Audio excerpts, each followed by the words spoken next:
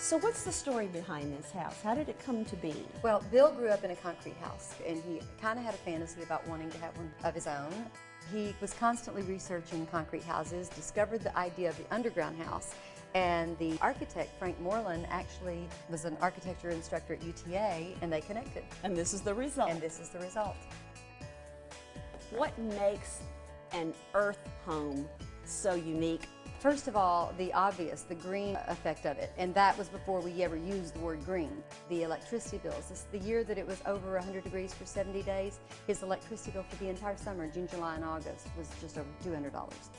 Electricity and the green factor, these aren't the only big pluses. What kind of person does this sort of home appeal to? A lot of people, I think, nowadays that are liking that, their privacy, their security, and so forth. So either one of those kind of people, or somebody who just wants something totally unique. Where does the light come from? There is kind of a turret that runs about 22 feet up from the floor, and there's 55 feet of glass blocks. The light comes in through those and all the corners around it. The light just flows through the house. You really, in the middle of the day, don't need an interior light on. People think an underground house is going to be dark, and it's not. It's the glass blocks down the middle of the house that really light up this house during the day.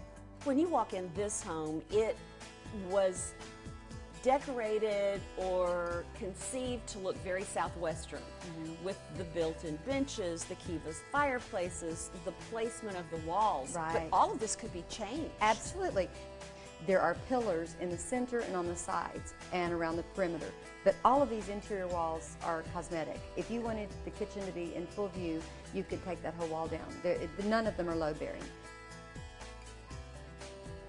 This is a 1,500 square foot room. You could make it totally open and bigger. Take in the library, take in the kitchen, the media room could all be open. And then the creek runs through it.